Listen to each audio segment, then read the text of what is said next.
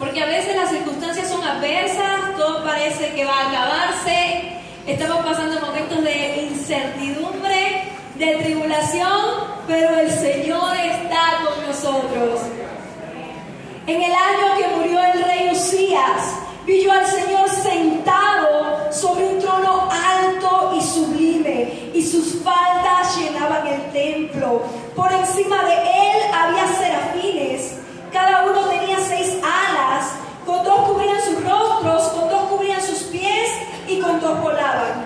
Y el uno al otro daba voces diciendo: Santo, Santo, Santo, Jehová de los ejércitos, toda la tierra está llena de tu gloria. Y los quiciales de las puertas se estremecieron con la voz del que clamaba, y la casa se llenó de humo. Entonces dije: ¡ay de mí, que soy muerto! Porque siendo hombre inmundo de labios y habitando en medio de un pueblo que tiene labios inmundos, han visto mis ojos al Rey, Jehová de los ejércitos. Y voló hacia mí uno de los serafines, teniendo en su mano un carbón encendido, tomado del altar con unas tenazas, y tocando con él sobre mi boca dijo: he aquí que esto tocó tus labios, y es quitada tu culpa y limpio tu pecado. Después oí la voz del Señor que decía: ¿a quién enviaré? ¿Y quién irá por nosotros? Entonces respondí yo: heme aquí, envíame a mí. Y dijo: anda y di a este pueblo: oíd bien y no entendáis, ved por cierto, mas no comprendáis. Engruesa el corazón de este pueblo y agrava sus oídos y ciega sus ojos, para que no vean con sus ojos, ni oiga con sus oídos, ni su corazón entienda, ni se convierta y haya para él sanidad. Amado Dios, gracias porque estás con nosotros. Gracias porque tú eres Dios fiel, tú eres poderoso y no nos dejas abandonados en medio de la crisis, en medio de la incertidumbre. Tú estás con nosotros. Que tu palabra sea confirmada por tu Espíritu Santo en nuestros corazones y que recibamos aliento, toda la alabanza y toda la adoración. Usted puede sentarse. Pero recuerde, el Señor está en este lugar. Aleluya. Cuando las circunstancias son más adversas y todo parece ir de mal en peor, la gloria de Dios se muestra a los hombres. El Dios Santo se revela en todo su esplendor en un trono alto y sublime. ¿Cuál es el contexto de este pasaje? El contexto histórico de Isaías 6 es el año de la muerte del rey Uzías, alrededor del 740 a.C., casi 3.000 años. En ese entonces Isaías tuvo una visión en la que fue llevado al trono de Dios y recibió el llamado a predicar arrepentimiento al pueblo. La muerte del rey Uzías es importante, es crucial. ¿Por qué motivo el profeta Isaías habla y dice en el año de la muerte del rey Uzías? ¿Quién era el rey Uzías? La muerte del rey Uzías marca el inicio de un periodo de crisis para la nación de Judá, pues esto provocó que se volviera vulnerable durante la transición de poder. ¿Quién era el rey Uzías y qué parentesco tenía con el profeta Isaías? De acuerdo con la tradición talmúdica, la tradición de los judíos, Isaías era primo hermano del rey Uzías, puesto que Amós y el rey Amasías eran hermanos. ¿Quién era el rey Uzías? Si nosotros vemos la palabra del Señor, hay una secuencia de 4 reyes consecutivos hasta el rey Uzías que hicieron lo recto delante de los ojos de Dios. Uno tras otro. Pero ¿qué pasó con el rey Uzías? La Biblia nos habla que el rey Uzías era un hombre que hizo lo recto ante los ojos de Dios, que era un hombre entendido en visiones, que era un hombre entendido en sueños, que estaba lleno del Espíritu Santo. Pero la palabra del Señor nos habla en el libro de Reyes y Crónicas que este rey hizo algo parecido al rey Saúl. Este hombre se creyó en su corazón que estaba tan respaldado por Dios que incluso podía ofrecer adoración, podía usurpar Y dice la Biblia que entró con un incensario a ofrecer incienso al altar. Y los sacerdotes lo vieron entrando, violando el lugar de la adoración. Y dice la palabra que salió leproso de ahí. Y la última parte de su reino estuvo recluido. Reinó aproximadamente un periodo de 52 años. Pero los últimos años estuvo leproso. Entonces, ya usted que entiende cuál es el periodo de crisis, la nación de Judá, una nación que ha experimentado un periodo consecutivo de 4 reyes que llevan al pueblo a la adoración, que llevan al pueblo a la búsqueda de Dios, que hay palabra, que hay visión, que hay poder de Dios. En estos últimos años, dicen, ¿qué ha pasado? El rey que tenía la unción de Dios, el rey que nos llevaba a la adoración, ha quedado leproso. Dios se ha olvidado de nosotros. Dios está disgustado con nosotros. Esto era todo lo que pensaba la nación de Judá. Y para colmo, la muerte de un rey que empezó bien pero terminó leproso. En el año que murió el rey Usías. Entonces, analicemos brevemente los 4 primeros versículos como contexto para entender el impacto de la experiencia de Dios, de la gloria de Dios en el profeta Isaías. En el 1 nos habla de la muerte del rey Usías, marcaba el final de una era de prosperidad y avivamiento espiritual. La nación se enfrentaba a un periodo de crisis. Sin embargo, la Biblia dice que en ese año de crisis, en ese año de incertidumbre, el Señor aparece en un trono alto y sublime, sentado sobre el trono. Y en la palabra del Señor, sobre todo en los libros proféticos, cada vez que Dios se revela sentado, estos participios que nos describen la posición en la que está Dios, que se muestra a Dios a su pueblo, a sus profetas, está indicando que en medio de la crisis, en medio de la dificultad, en medio del problema, Él tiene todo el control. También el profeta Juan, el apóstol Juan, en el libro del Apocalipsis, ve a Jesús sentado. Están pasando todas las plagas, está el anticristo haciendo todas sus fechorías, está habiendo un caos en la tierra, pero el Señor Jesús está sentado. Está diciendo, yo tengo el control. Nada se escapa a mi dominio, nada se escapa a mi soberanía. Yo soy el mismo de ayer, de hoy y por todos los siglos. Y el profeta Isaías lo ve sentado. El profeta Isaías tiene incertidumbre, es primo del rey. Recuerden, y de hecho la Biblia nos narra esto, que a veces reyes que asumían, que daban golpes de estado, como Atalía, mataba a todos los de la casa real para que nadie tuviera derecho a reclamar el trono. Entonces el profeta Isaías quizás estaba viendo que su vida corría peligro, porque en su sangre había sangre real. Él era descendiente de David, él era primo del rey Usías. Entonces hay incertidumbre para la casa de David, hay incertidumbre para la nación de Judá, pero el Señor aparece sentado. Hijos míos, no tengan temor, yo estoy en control de todo. Yo estoy en control de todo. Nada se escapa a mi soberanía, nada se escapa a mi control. Aleluya. La altura del trono muestra su majestad y gloria. Está en un trono alto y sublime, lleno de majestad, lleno de gloria, lleno de poder. Yo voy a actuar, pero tranquilo, tranquilo. Aleluya. Dice, tus faldas que llenan todo el templo celestial le muestran al profeta su omnipresencia. Recordemos que en el templo natural, el templo de la nación de Israel, en la ciudad de Jerusalén, Usías había profanado el templo. Esto probablemente había creado un caos, había creado disgusto. Los sacerdotes habían dicho, se han levantado la ira de Jehová. Pero sin embargo, en el templo celestial, Isaías ve al Señor que rodea todo el templo. Ve al Señor que sus faldas lo llenan todo. El Señor está en ese lugar. Pero le dice al profeta, no temas. No temas, porque en medio de la crisis, ahí estoy yo. Y no los voy a dejar desamparados.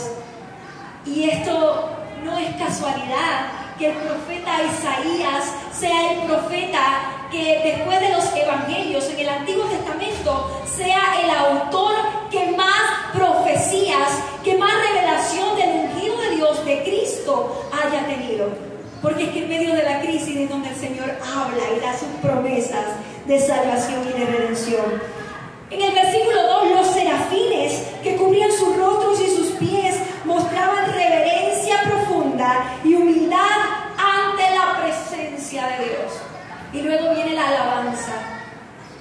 Santo, santo, santo. Y la santidad es un atributo constitutivo de la naturaleza de Dios, pero que Él comparte con su creación, Él comparte con los seres humanos. La santidad, dice la Biblia que el Señor es 3 veces santo. Santo, santo, santo. Dios es puro e impecable y es un atributo de su naturaleza. Dice Jehová de los ejércitos, toda la tierra está llena de tu gloria.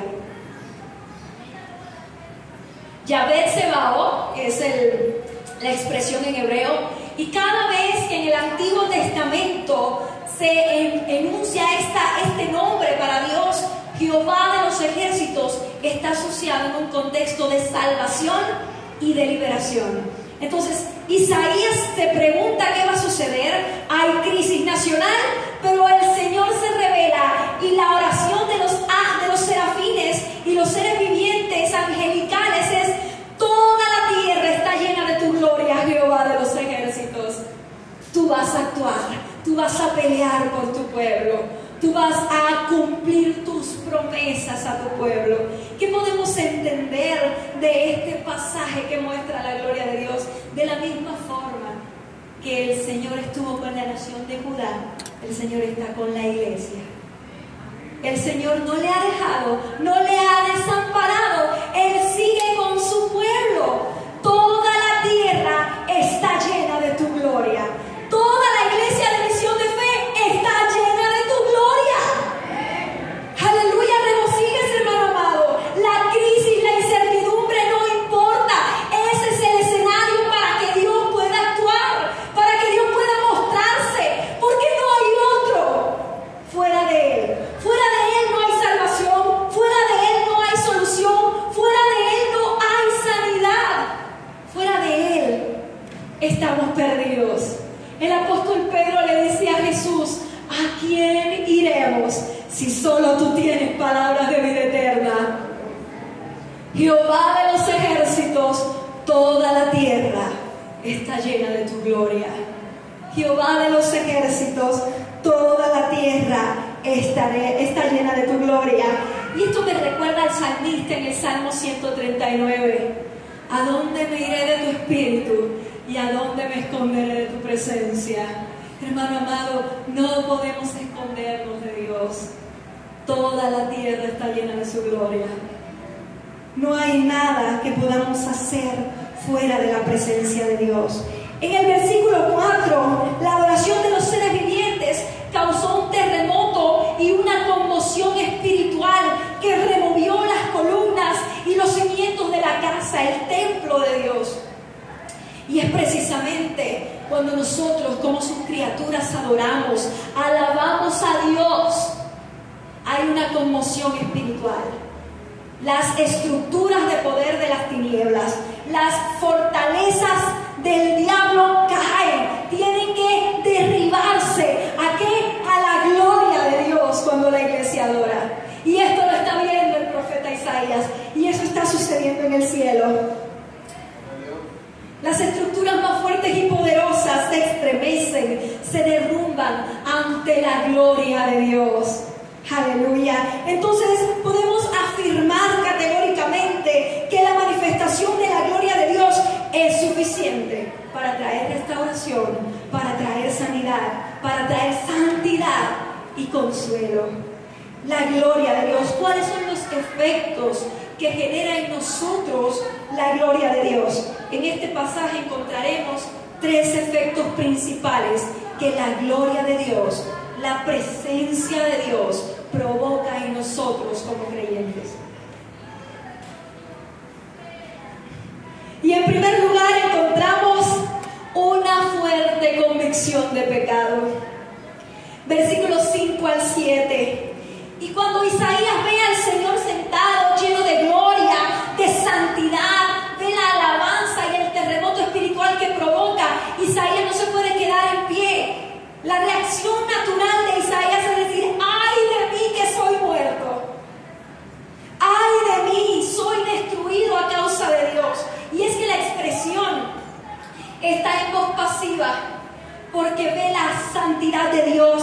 Al ver la santidad de Dios, el profeta Isaías toma conciencia de su propia pecaminosidad. Y dice la palabra: Señor, si mirases a los pecados, ¿quién estará en pie? Pero en ti hay perdón para que seas reverenciado. Aleluya.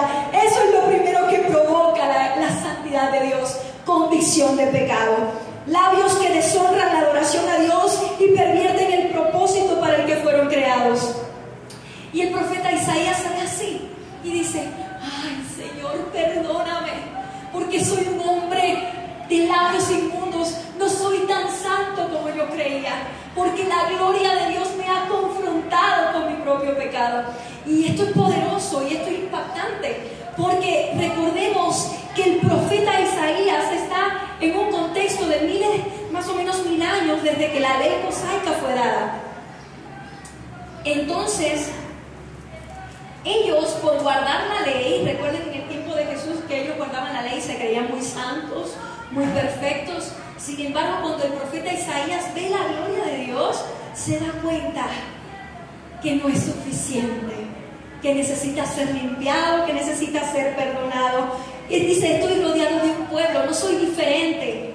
Quizás el profeta Isaías en su corazón estaba diciendo: ay, Señor, mira cómo se desvían de ti, mira cómo se van hacia los ídolos, mira cómo no te adoran, cómo han descuidado la adoración, han descuidado el altar, han descuidado tu presencia. Pero el profeta Isaías, cuando ve la gloria de Dios, dice: pero es que yo tampoco soy diferente. Dice: han visto mis ojos al Santo. La santidad de Dios es incompatible con el pecado del hombre. Es el Espíritu de Dios quien atrae a los hombres a su presencia. Hermanos amados, la palabra del Señor no es para condenar. El Señor, cuando confronta al hombre con su pecado, a la mujer con su pecado, no lo deja ahí en condenación. Y lo vemos en los siguientes versículos. El serafín toma el carbón encendido del altar, y vamos a analizar el propósito o el significado del carbón y del altar. El altar era el lugar que se ofrecían los sacrificios para el perdón de pecado. En este altar de su presencia es donde podemos limpiar nuestros pecados. Dice: con sacrificio perpetuo Cristo ofreció el precio por nuestros pecados. Y el carbón sobre los labios del profeta constituye un símbolo de purificación y fuego sagrado. Y es la acción del Espíritu Santo la que trae limpieza sobre los siervos de Cristo por amor de su nombre. Los labios purificados. Y esto me recuerda también al profeta Ezequiel, donde come el librito, y este librito es dulce pero se hace amargo. ¿Por qué? Porque está siendo purificado para cumplir la misión. Los labios purificados del profeta Isaías le hacen apto para cumplir el ministerio de profecía dado por Dios. Y la palabra que dicen: esto tocó tus labios. El peso legal que genera el pecado había sido removido de los hombros del profeta, porque es Dios quien provee los medios de gracia, es Dios quien provee la santidad, es Dios quien provee el perdón, es Dios quien provee la restauración para cada uno de nosotros. No existe nada que podamos hacer para merecer el perdón de Dios. Él es quien lo proporciona de manera unilateral por amor de su nombre. Dice, tu pecado ha sido removido. Esto tocó tus labios. Y es quitada tu culpa.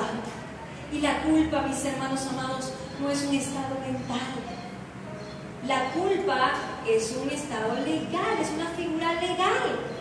Cuando nosotros infringimos una ley, una norma, nosotros somos culpables de haberla infringido. Entonces, delante de Dios, cuando nosotros pecamos, nosotros somos culpables de haber desobedecido la ley de Dios. Pero el carbón encendido del altar de Jehová, dice, esto quitó tu culpa. La culpa, el acta de los decretos, como dice el apóstol Pablo, que había contra nosotros, la acusación que había contra nosotros, fue cambiada en la cruz del Calvario. Fue Cristo quien tomó nuestro lugar.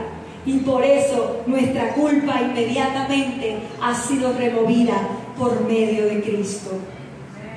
Y dice también, y ha sido quitado tu pecado y cambiado por santidad. Pero cuando lo analizamos en el idioma hebreo, en el contexto, el verbo que se usa está en un estado de continuidad, porque es precisamente la obra del Espíritu Santo de manera progresiva la que nos va conformando a la estatura del varón perfecto. Hermano amado, usted está siendo conformado periódicamente. Su culpa, su transgresión, o sea, su condenación, su sentencia de juicio, de muerte, fue quitada. Pero el pecado va siendo limpiado a medida que nosotros vamos teniendo comunión con el Espíritu Santo por medio de la palabra. Entonces nadie puede decir, soy lo suficientemente perfecto, soy lo suficientemente santo como para no necesitar de la obra del Espíritu Santo. Cada uno de nosotros va siendo conformado paulatinamente, progresivamente, a la estatura del varón perfecto, hasta que todos lleguemos al conocimiento de Cristo. ¿Cuándo va a ser eso? Cuando suene la trompeta. Mientras tanto, hermanos amados, quien está a su lado no es perfecto. Está siendo conformado al carácter de Cristo. Usted está siendo conformado al carácter de Cristo. Su pecado va siendo quitado paulatinamente. Y dice la palabra del Señor, amaos los unos a los otros, sobrellevad las cargas los unos de los otros. Por lo tanto, amados, no nos desanimemos. Y si vemos que alguien está caído, llevémoslo sobre los hombros y juntos lleguemos al día de Cristo. Y cuando Cristo venga por nosotros. Y esto es lo que está viendo el profeta Isaías. Soy un hombre de labios inmundos. En otras palabras, el Señor le hace ver que no es por la ley mosaica, que no es por las obras, que no es por las buenas acciones que yo pueda hacer para merecer la gracia de Dios. Es una acción que viene de parte de Dios. Es Dios el que quiere limpiarme, es Dios el que quiere restaurarme, es Dios el que quiere acercarme a su presencia. Aleluya. Es Dios el que se ha mostrado a nosotros. El Espíritu Santo purifica al creyente. Ese es el primero de los efectos, una fuerte convicción de pecado. Soy un pecador y necesito de Cristo. Soy un pecador y necesito ser perdonado, ser limpiado por el Espíritu Santo. Segundo efecto, lo encontramos en el versículo 8.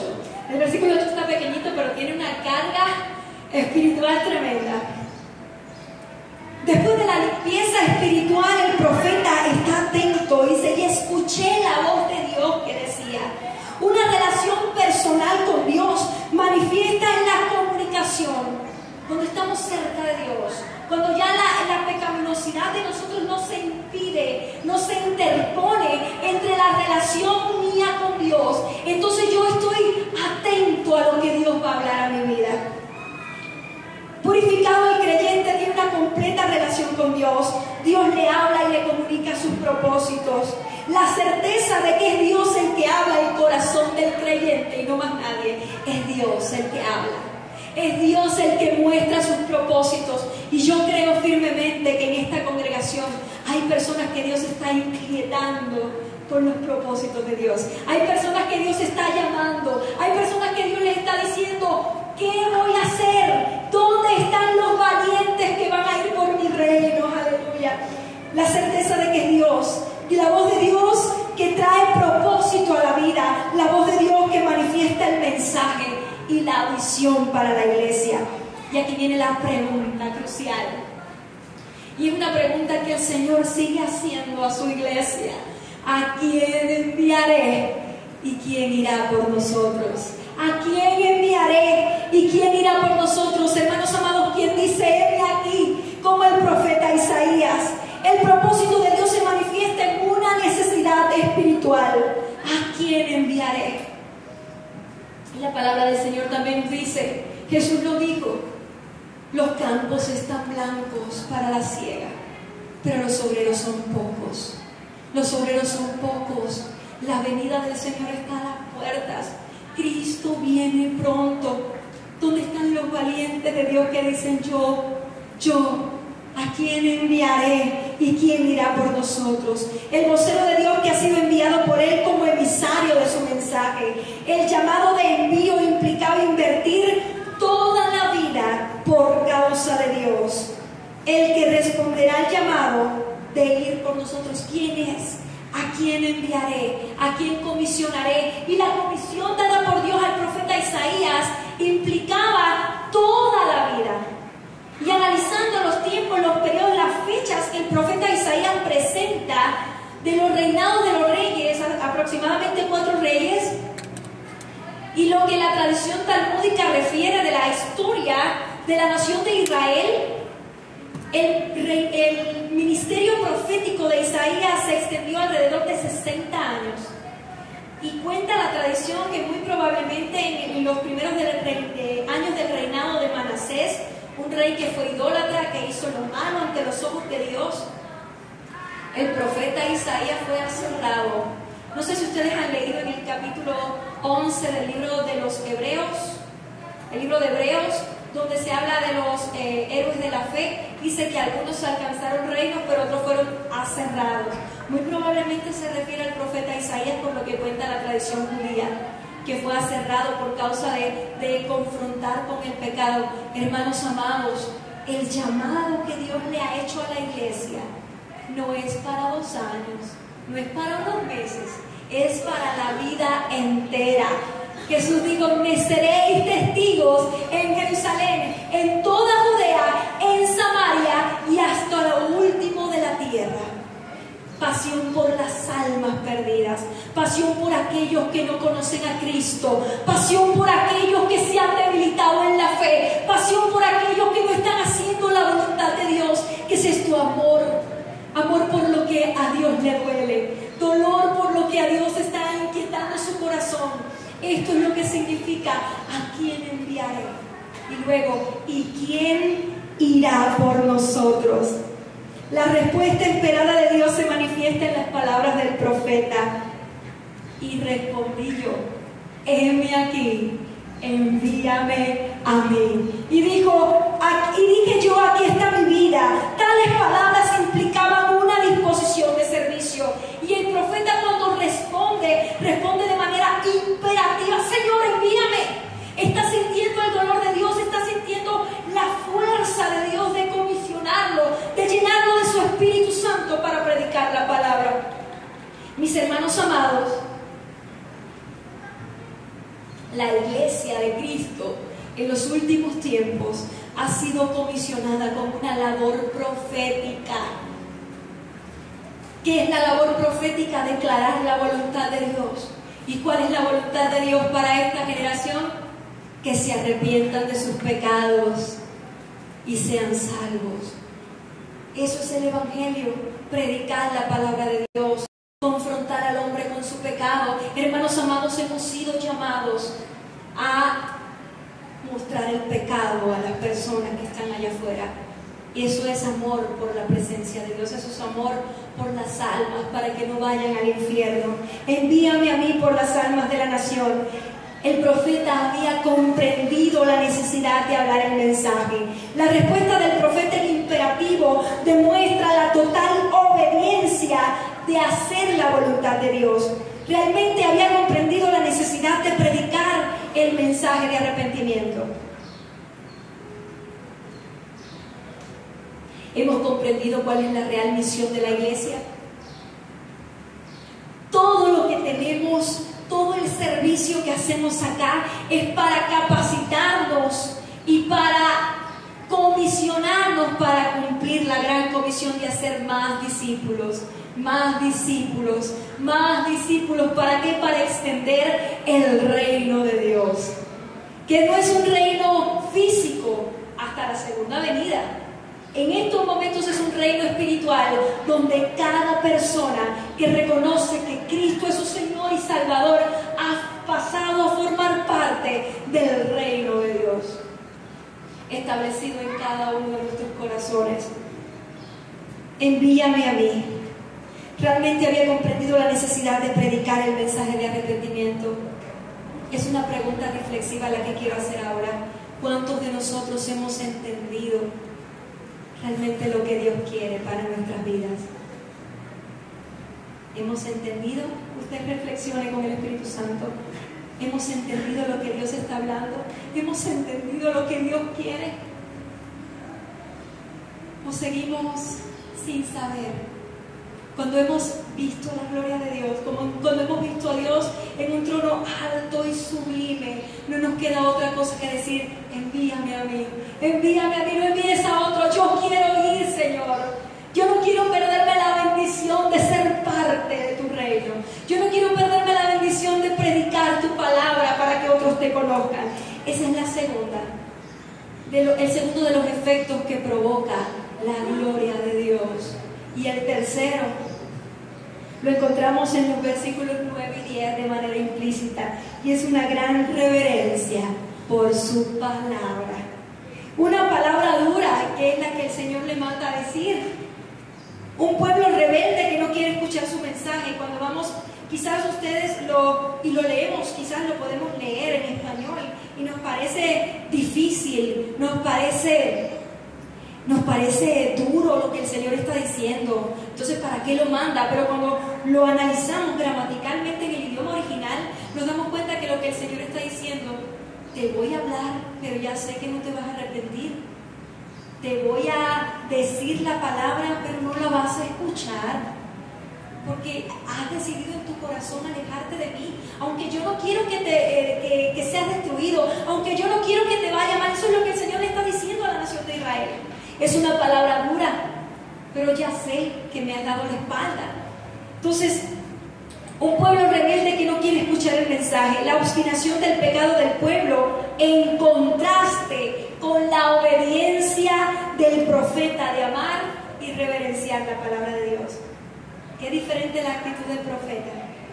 El Señor le dice al pueblo: sé que te voy a hablar, pero no vas a quererme escuchar, pero te voy a decir la palabra porque te amo. Sé que te voy a hablar, pero no te vas a arrepentir, pero aquí está la palabra de misericordia. El mensaje de Dios entregado por alguien verdaderamente transformado, verdaderamente que vive la palabra de Dios. Una nación que, aunque ve la gloria de Dios, no se arrepiente. Palabra de Dios ratificada por muchas señales, pero estas señales ignoradas. Es lo que el profeta entrega, pero el profeta no tiene temor de hablar la palabra de Dios. Hermano amado, no tenga temor de hablar el mensaje de Dios. Usted está capacitado por el Espíritu Santo. Usted está comisionado por el Espíritu Santo para hacer la gran comisión. Usted está lleno del Espíritu Santo para hacer los planes y propósitos de Dios. No es lo suficientemente niño ni lo suficientemente grande, adulto, como para hacer los propósitos de Dios. Dios le ha llamado y le ha comisionado. Así que no tenga temor de hablar la palabra de Dios, expresada sin mezcla de error por parte del profeta. El profeta no la acomodó para que sonara más bonita. Digo, a ver, ¿cómo digo esto? Para que no se me malentienda. El profeta simplemente dijo lo que el Señor le había mandado a decir, y que el Espíritu Santo haga la obra. Esa es la labor de la iglesia, hermanos amados. La palabra del Señor no puede ser adulterada. Y vemos con tristeza en el corazón como muchas iglesias exclusivas. Ya sabes de quién estoy hablando. Cómo han adulterado la palabra del Señor y ya el pecado no es importante.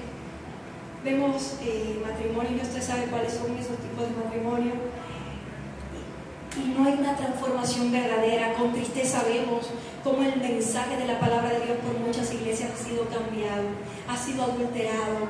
Hermanos amados, como iglesia tenemos el propósito, tenemos la misión de, por amor a las almas perdidas, predicar la palabra de Dios sin cambiarle nada de ella, así como está aquí en la Escritura, así como el Señor nos mandó entregarla, de esa manera, no para que sea ad hoc o para que esté moderna o para que no nos digan anticuados. No, tenemos que hablar la palabra del Señor, aunque nos cueste persecución, aunque nos cueste la vida, como le sucedió al profeta.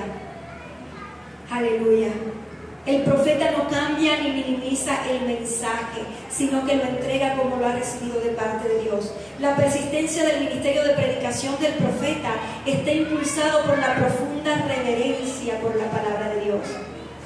Nosotros hemos sido llamados a ser los voceros de Dios en la tierra, denunciando el pecado en circunstancias hostiles, hablando el mensaje en medio de una generación que no quiere arrepentirse. Pero aún en medio de juicio, el Señor envía una palabra de gracia. Si arrepienten, yo los perdonaré, yo los levantaré, yo les restituiré. Aunque el pueblo no entendería, Dios aún seguía ofreciendo gracia y misericordia. El Señor es un Dios de gracia, es un Dios de misericordia. Y si tú decides arrepentirte, si tú decides hacer la voluntad de Dios, el Señor extiende su misericordia, extiende su gracia a tu vida. Esa es la palabra de Dios en medio de la ira. Señor, ten misericordia. Y esta es la palabra que el Señor le manda a decir al profeta Isaías. Y ese es el mensaje del Evangelio, la buena noticia de que en Cristo hay vida y hay esperanza. ¿Qué es lo que tiene que hacer el perdido? ¿Qué es lo que tenemos que hacer nosotros si le hemos fallado? Decía Santiago en su epístola que si hemos pecado, tenemos abogado, a Cristo el justo.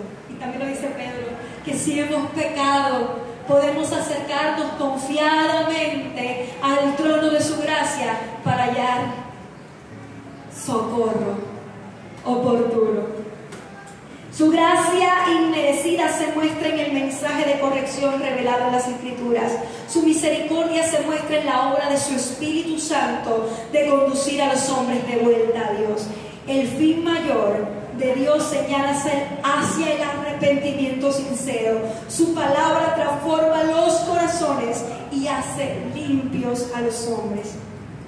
Y el arrepentimiento, hermanos amados, es la clave para aceptar el regalo de Dios que está a disposición de todos nosotros. Esto me recuerda en el libro de Números,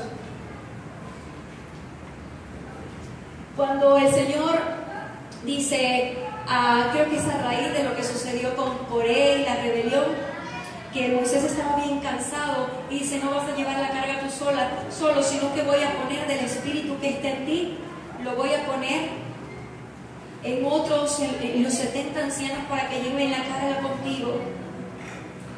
Y dice que el Espíritu Santo vino y llenó a los ancianos y comenzaron a profetizar, pero Eldad y Meldad, dos príncipes, se quedaron en el campamento y sobre ellos también vino el Espíritu Santo y empezaron a profetizar.